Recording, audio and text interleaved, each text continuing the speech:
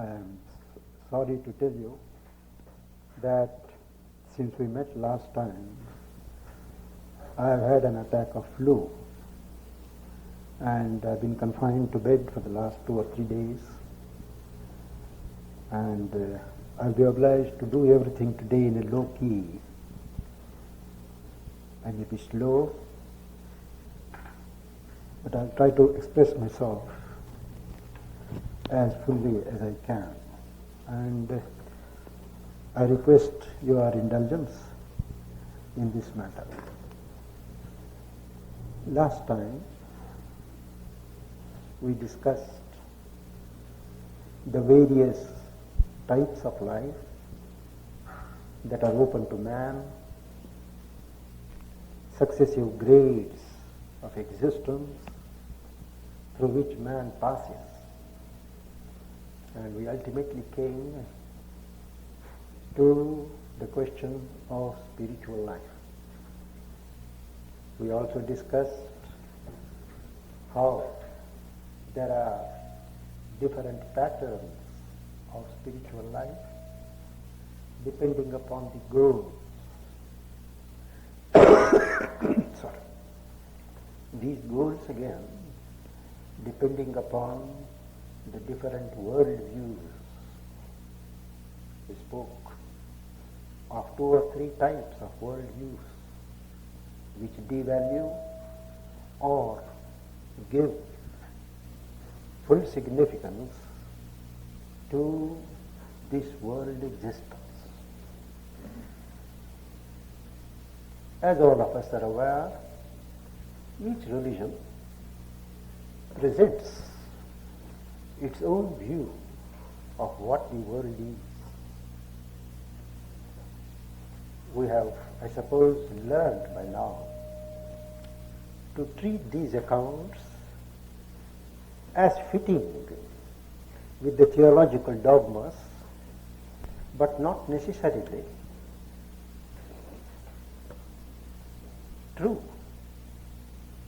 from the rational or the scientific point of view. Gone are the days when we could really believe that God created this world in 6 days and on the 7th he went to rest, leaving the world to its own resources. There are similar accounts in different religions. All these accounts, mind you, were given thousands of years ago. Today, we try to understand the symbology, the significance behind the legends.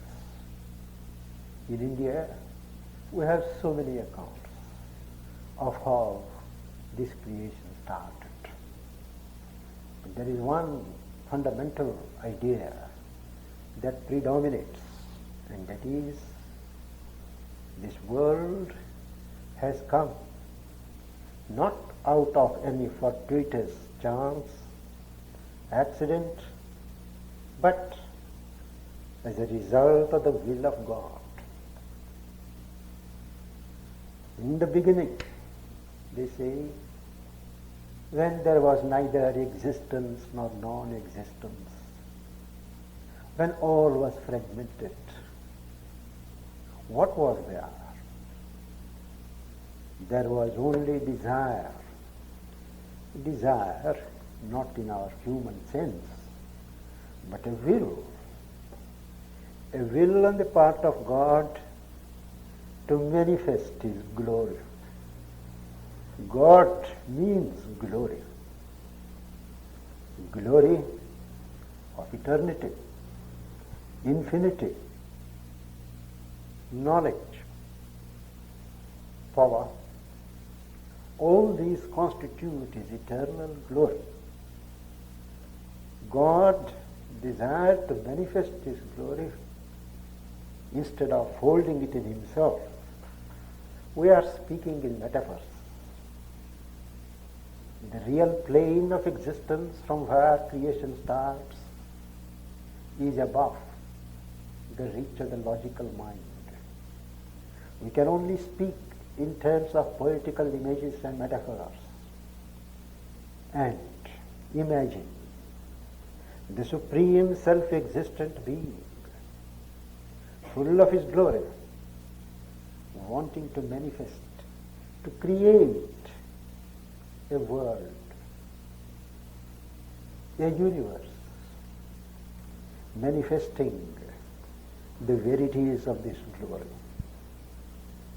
This will on his part is really the reason, the cause, the original cause, because there could be no other. All religions are agreed that there is only one God, one supreme being. There can be none else. And if this world has come to be, it is as a result of his will, not a creation of a devil or a secondary or a tertiary being. If there are beings of that type, they exist by the will of God. They have been allowed to exist because they fulfill a certain role in creation. Now, we speak of God, we speak of supreme existing being. What's the reality? The supreme reality, the ultimate to which we can arrive after eliminating all the phases of change, movement, is what is called the supreme reality. And this supreme reality cannot be described. The human mind, the human speech fall back when they try to reach this reality. That is why it is said, it is ineffable, it is indescribable. Human language falters before the immensity and the infinity of that reality. That is why it is said, the reality is simply that. You can't call it he, you can't call it she. So they say simply, let us call it that. That ineffable reality, which in Western philosophy is called the absolute. It is the absolute of everything that exists or can exist. Now, this supreme reality, beyond the bounds of human comprehension, is unknowable. It is unknown.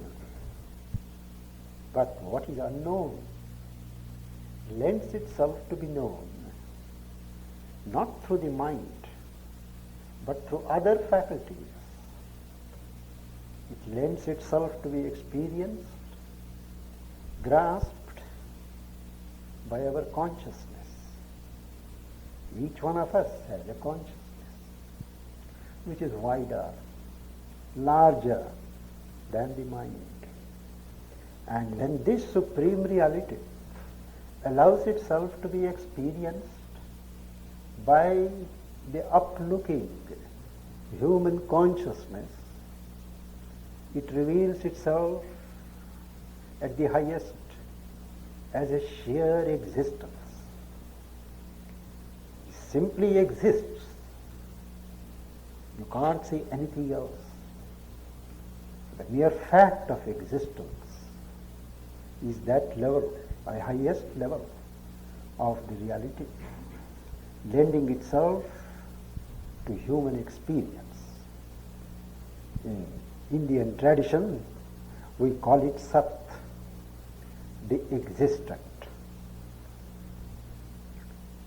But this existence is not an inert existence, not something dead, not something lifeless, it is vibrant, it is a conscious existence, it is aware, self-aware, and all-aware. This is called consciousness. Existence has for its character consciousness. And again, this consciousness is not something limited, self-dwelling, self-wrapped, self-tranced, but it sees with a power, a force that can effectuate what it conceives, what it visualizes. This is called the consciousness force. In Sanskrit, Indian tradition, this is called Chit. And the force of Chit is called Tapas, the force of austerity, the force of ascesis.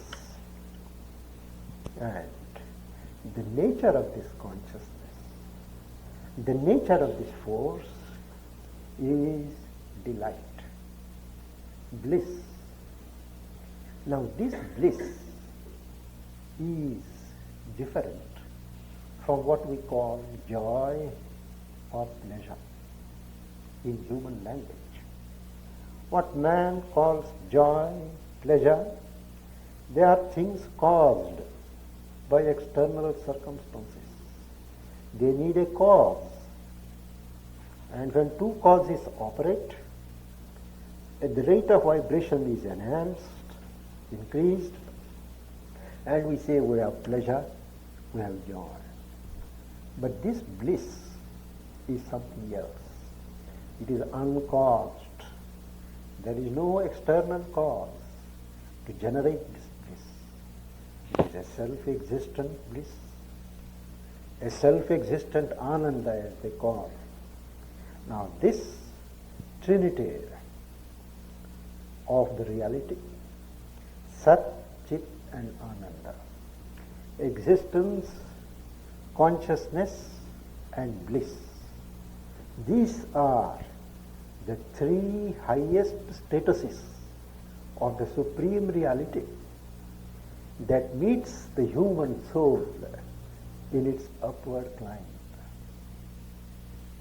Now these truths, these principles organize themselves into what are called planes of existence. What is a plane of existence? It is a scheme of action, interaction of forces and beings based upon a particular truth principle. So that plane of existence, which is based upon sheer existence and nothing else, is called the plane of existence, Sat. And each plane has or can have a number of worlds existing in it. A world and a plane are not coexistent terms. There can be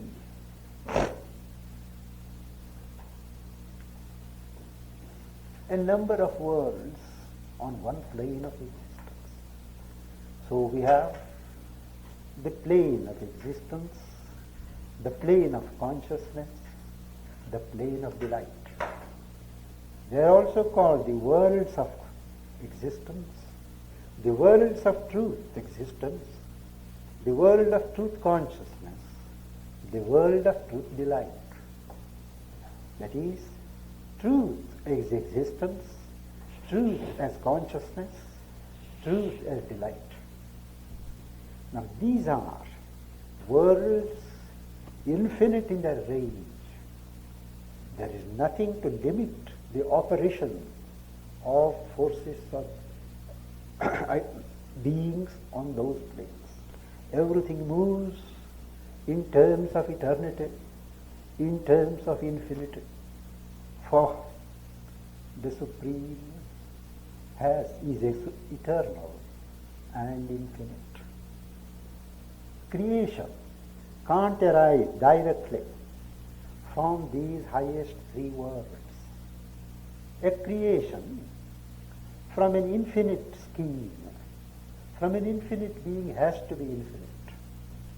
But in terms of definition, a creation like this, in which we live, has to be delimited, something delimited from the entire whole.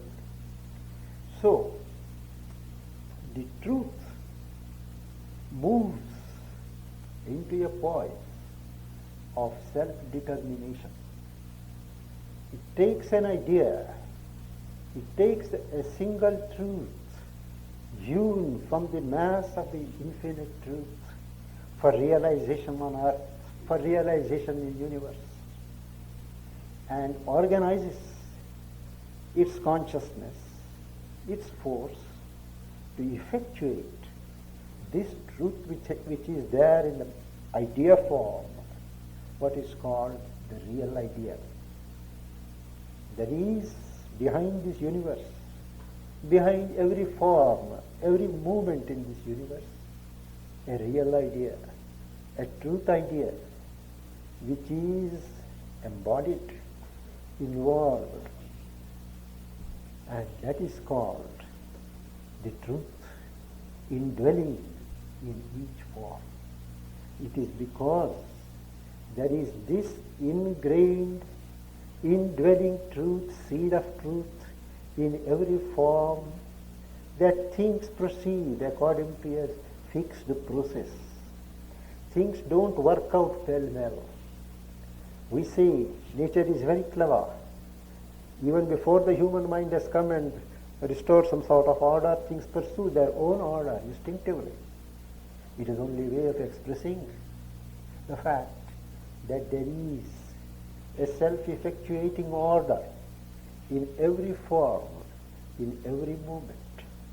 And the world, the fourth plane, where this self-existent truth casts itself into a particular form to be realized in manifestation, that is called the world of light. The world of light, where a self-chosen truth accompanied by a will that can translate and effectuate that truth, that is the world of light. Things are still infinite, things are still eternal, but they are massed together. That is the world of truth. This is the fourth world, Sat, Chit, Ananda, and this world of light, Mahas.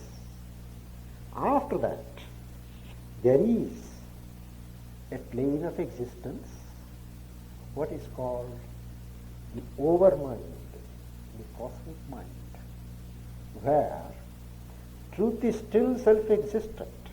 It takes a large view of things, but each truth pursues its own direction. The sense of the one behind is lost. The sense of the many gathers, and that is what is called the cosmic mind, the overmind, which is the parent which precipitates itself into what is called the human mind. So we come to the world of mind, where mind principle, mind, what is mind? Mind is a faculty that limits, measures, and tries to understand. Mind is not in possession of truth. Mind seeks the truth. And how does it seek? It doesn't have that infinite vision. It delimits, it pieces, understands fragments, adds another fragment, and so on, and comes to what it calls knowledge, which is truly not knowledge at all.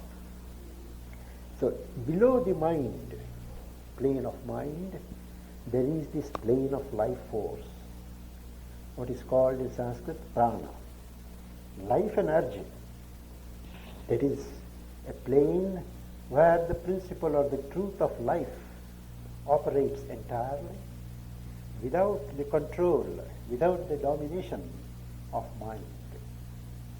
Below that is this world of physical matter, the earth, where it is the material rigidity, indestructibility of matter, that is the law.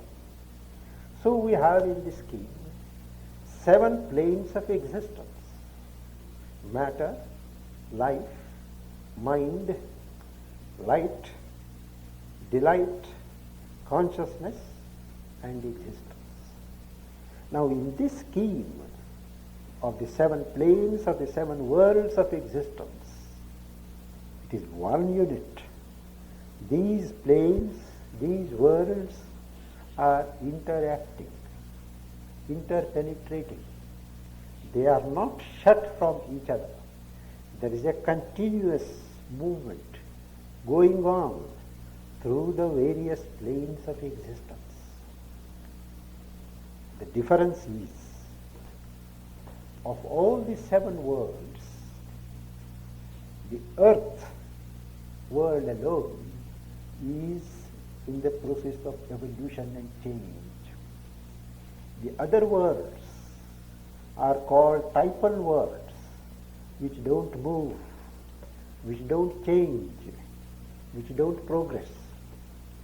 They are patterns, set patterns of life, which do not move. There is this world of light, there is this world of delight, there is the world of consciousness. They just exist, sending out their vibrations, their influences in the being. Each world has its own forces, and at the head of each force there is a being. These beings of the higher worlds are what are called in the Indian tradition the gods and the goddesses, in the Christian tradition the angels, and so on. But the fact is, these beings of the higher worlds are not evolving beings. Evolution as a law obtains only on this physical world. The earth is the center of evolution.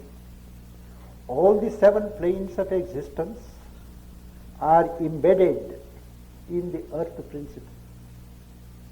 One of the Indian texts, Vishnu Purana, is clear. It says even the gods, if they wish to progress and arrive at identity with the Supreme, they have to come down to earth and take a human birth. So human birth in this scheme is a highly precious opportunity, because this universe is a field, is a product of a movement of consciousness, a big and entire consciousness. It is also a field for the evolution, for the efflorescence of this consciousness. And man is a product of this evolution. We need not enter into the arithmetical estimate of how many births a soul has to take, or a soul spark has to take, before the human stage arrives. But the fact is, one of the Upanishads says, as from a central fire thousands of sparks come out, so from the being of the Supreme millions of souls have come out. Conceive of these souls as sparks, tiny fragments of sparks. Now these sparks, each spark carries its own truth. There is one truth, but a special stress of truth. Each spark is communicated a certain special stress of consciousness. It has to fulfill, organize, realize, and manifest that particular stress of consciousness in the eternal being. That is why no 2 beings are alike. In this creation, no 2 beings are alike. If they were alike, they would be superfluous. One would be superfluous.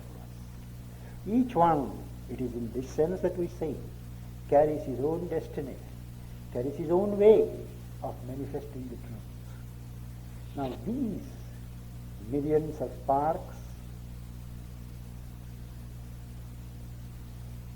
they are what is called the starters in the race to God. They come out with that charge and they do the grades in evolution. From the smallest particle of matter, they evolve. And in the course of this evolution, they are helped by beings, by denizens of the appropriate higher planes of existence. On each level, there are the guardian angels, the helpful deities on the physical plane, on the life plane, on the mind plane. So as creatures evolve, whether they are aware of it or not, they are helped in their process of evolution by the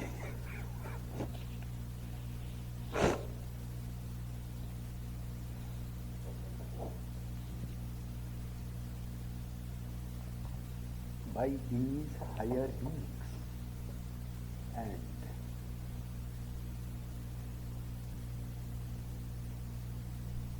in the individual scheme of things, each individual soul is helped by the beings, call them by whatever name,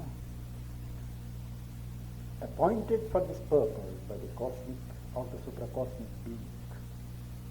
Similarly, on the collective level, universal level, when the evolving consciousness meets from one plane to another, from the material to the life, from the life to the mental, from the mental to the still higher, Gnostic, everywhere a special directed help from the Supreme is rendered, is given in the form of special incarnations. In the very nature of things, there can't be one incarnation. There are many incarnations. And each incarnation comes to tide over the crisis of evolution at certain critical junctures in the history of human evolution. The divine reality, the divine being takes human form and works out that change in himself, establishes it as a type to be realized by the rest of humanity, makes himself a bridge, the path for the transition. And history records a number of incarnations of this type. The age of incarnations is not over. The form of incarnations will change, but the fact of incarnation remains.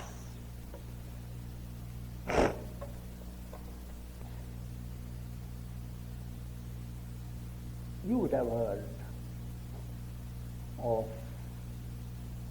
the French Jesuit Pierre Charbet. He was a French paleontologist who went to China as a missionary to preach Christian religion to the heathens, to convert them, save their souls, as they put it. But he was a scientist at heart. And during about 20 years of his stay in China, he carried out a number of researches and experiments and came to certain conclusions, which he recorded. And according to the rules of the church, he had to submit them to the higher authorities. When they read what he had found out, what he had tabulated, they found it was totally contrary to the Christian theology, the dogma of the church. So they forbade him from publishing those findings. but mercifully said that they could be done 20 years or 25 years after his death. I think he died in New York somewhere about 1947-48, and his books are being published in French. He wrote in French, and they are also being translated in English. And his thoughts have created a kind of revolution in the West as far as evolutionary thinking is concerned. As for us from the East, it is only a restatement of a truth which we have always believed. But it is nice to have this collaboration, this corroboration rather, from a different approach. Because Chardin approaches purely from a scientific point of view. And what does he say? He says that this universe is a scene of a mighty evolution of a huge consciousness. There is a divine consciousness evolving, developing on this earth. The first stage where this consciousness casts itself into the form of stone and mineral, he calls it the lithosphere. After aeons, this consciousness which has prepared other forms casts itself into the forms of life. There is an eruption of life activity. Nothing is stationary. This he calls the biosphere. Ages and ages after, there is the development of mind. Mind you, it is the same consciousness that organized itself as matter, organized itself as life, formulates itself as mind, and he calls it the noosphere. So lithosphere, biosphere, noosphere. And he makes an interesting point, that this evolution of consciousness, which has been in the noosphere for long, has now reached its optimum point, omega point, what he calls omega point. And it is under an evolutionary stress, what Aurobindo calls the nisus from inside, to leap and go into a new dimension. And he visualizes that as a result of this pressure, somehow, he doesn't specify, the whole of humanity will come together, become one, and the consciousness, evolving consciousness, will leap into a new dimension which he calls the Christosphere. Now it is in Christosphere that the issue will be found. Now, personally, scholars are not agreed on the connotation of this word Christosphere. What does it mean? Christ of the church? In that case, what happens to those millions and millions of people who are outside the pale of Christianity? And Christosphere, does it exist beyond this universe, beyond this earth, or on this earth? There is a controversy.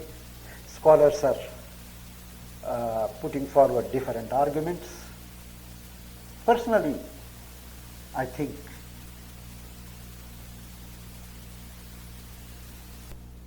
the Christian, Orthodox Christian in Chardin got the better of the scientist.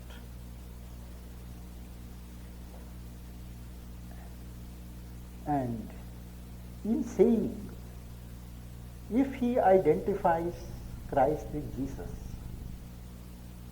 and if it is beyond, then that is clearly not the culmination of this mighty movement. The issue has to be here, on earth, for all, not for those who follow a particular incarnation, a particular embodiment of God. And it has to be on earth, where the battle is there, where the struggle is there. The solution beyond has been there all the time in all the religions.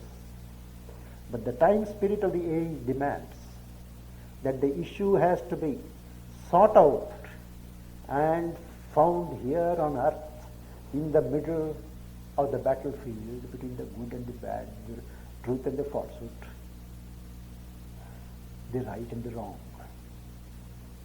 So evolution, if it has a meaning, has to reach its culmination here on earth. And all movement of evolution proceeds towards that the human mind has reached a certain zenith. Beyond it, it can't function, it can only move into a circle. The physical stage is over, the vital stage is over, the ordinary mental stage is over. Now it is the spiritual stage. The stage when the mind is open to spiritual consciousness, to spiritual truths, that has to come. Unless humanity accepts, man accepts the imperative need of this change from the mental to the spiritual, even his mind will not find a fulfillment. Mind will stay in an arrested stage. And evolution will have to come to a stop. And nature will be obliged to create another species, higher than, different from man, higher than man, and cast aside man on the root, just as it has cast aside number of animal species which it found useless for its evolutionary progression. But spiritualists, occultists are all agreed on this, that of all the created beings, man alone has shown an amazing adaptability. He has that plasticity in him that without change of form, he can change his consciousness. In the lower orders of evolution, each change of consciousness was accompanied by a change of form. The indwelling consciousness prepared new forms to house its next stage, and after the forms were ready, the consciousness took a higher form. But man has shown that he can adjust himself, he can hold and contain any degree of change without necessarily changing his outer form. So man is the destined being to manifest God. There is a story in one of our Upanishads. The Creator is a legend, of course. He wanted to create. The one wanted to be the many.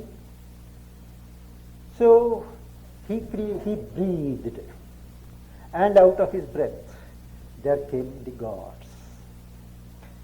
So the gods are all outbreathings of the Supreme Creator. So when the gods came,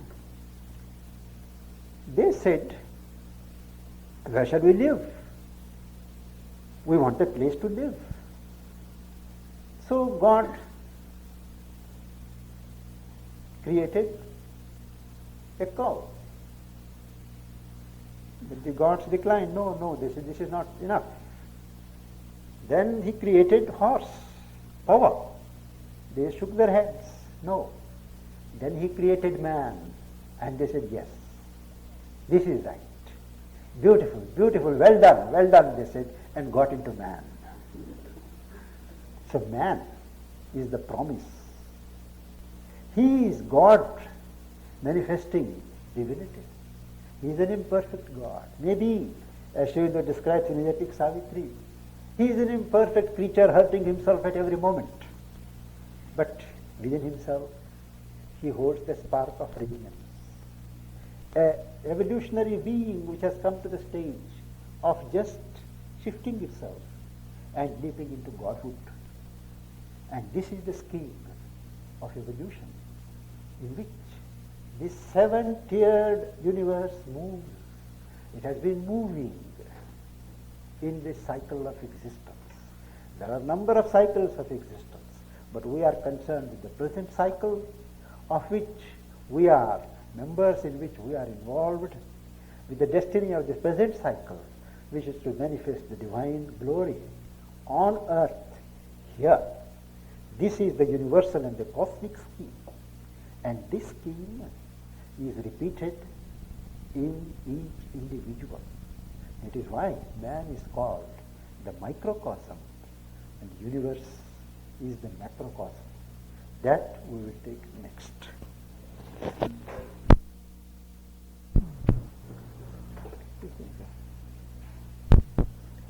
What we discussed earlier, I discovered during this break, while talking to this benevolent friend, that I should have underlined the fact that I mentioned only 7 planes of existence, but each plane has its subplanes. The transition from one plane to another is not sudden. There is a continuity, slow progression, culminating in another plane. So,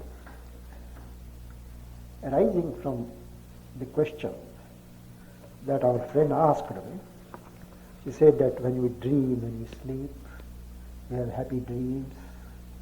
World, you see many beautiful things, beautiful shapes, beautiful harmonious movements.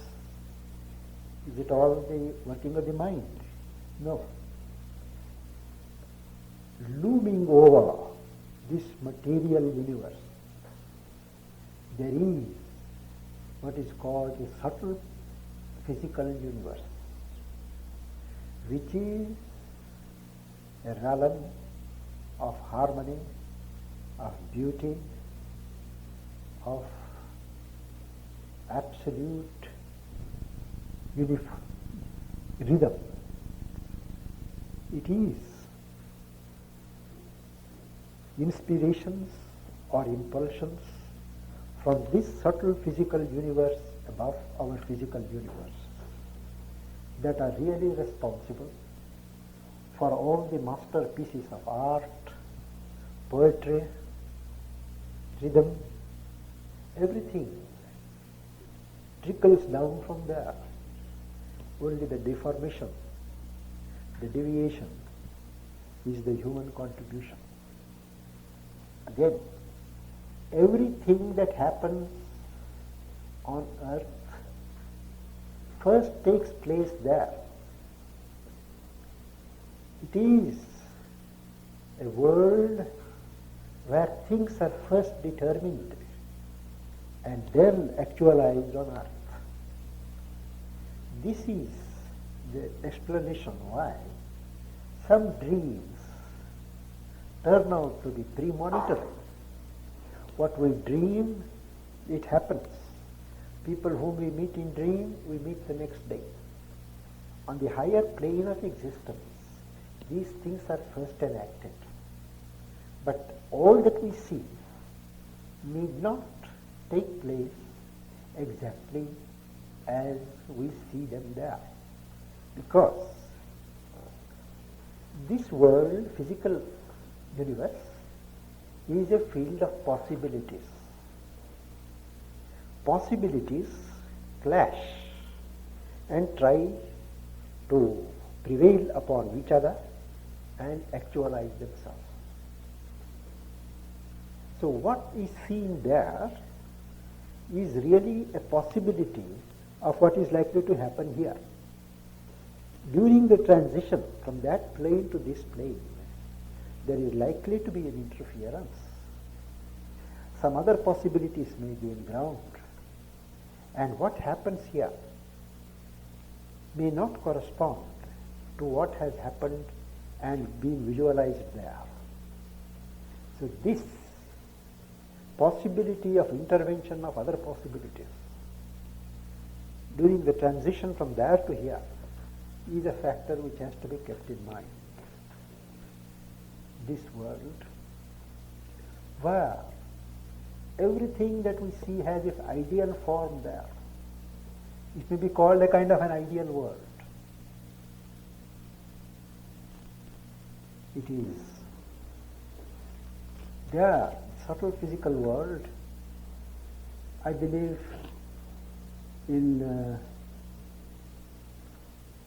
it corresponds, the subtle physical world of my conception corresponds in a way with the how do you say that? Ethereal world or etheric world? Yes, etheric world in the theosophical terminology. Things are not rigid, things are not fixed in the material sense, but all is subtle, all is plastic, all is in movement. And it is there that every thought, every feeling that we have here, it leaves a deposit there.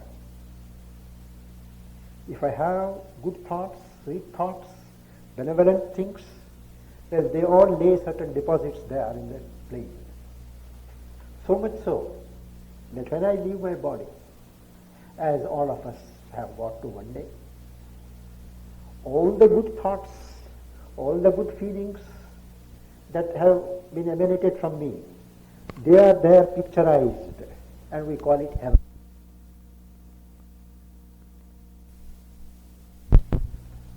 You bring into the situation that creative force of divine consciousness which fathered this world.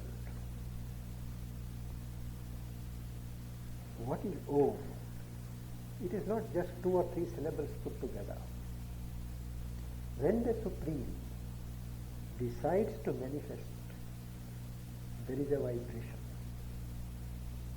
That vibration takes a sound form there on the highest plane. And that sound rendered on the human plane is Om. Om is the nearest human approximation to that supernal sound which emanates when the Supreme decides to manifest. So that is Om.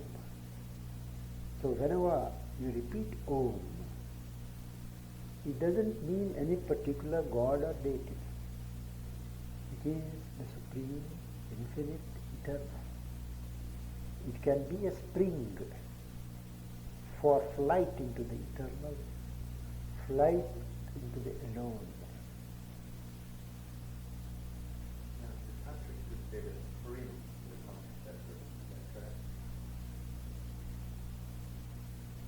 Tantra, there are so many sections, so many creeds and sects. Each sect will say that its mantra and its deity is supreme. So that is the difficulty. Om is a non-controversial mantra. Yeah. There are so many different cosmologies concerning these various spheres, and of course, hardly any of them agree with each other, at least totally, and only sometimes partly. But you brought up an interesting idea that the realm of the deities, or the gods and the goddesses, that if they want to evolve maybe in a certain way, they have to take human birth. Now, this is interesting because Swedenborg, for example, yes, Swedenborg. All angels, without exception, were once human beings. They first had to evolve through the human sphere. Now, are you saying then that the gods and the goddesses really, in a way, are inferior in evolution-wise to human beings? That incomplete from the point of view of evolution. So man, in this scheme, when man completes his evolution and flowers into a divine consciousness, he will be something more than a god.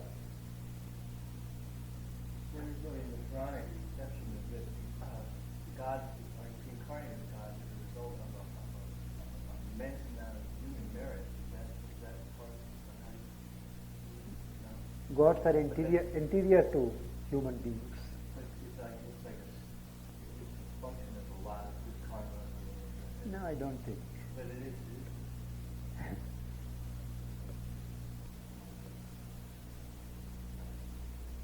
When the gods manifested, there was no karma. You know, it says in the Buddhist scripture, him the gods envy from the Lord's feet. It came. Envy? Oh, in the Buddhist scripture, it says, him the gods envy from the Lord's feet. Correct? Yes. Profound truth there. Profound truth.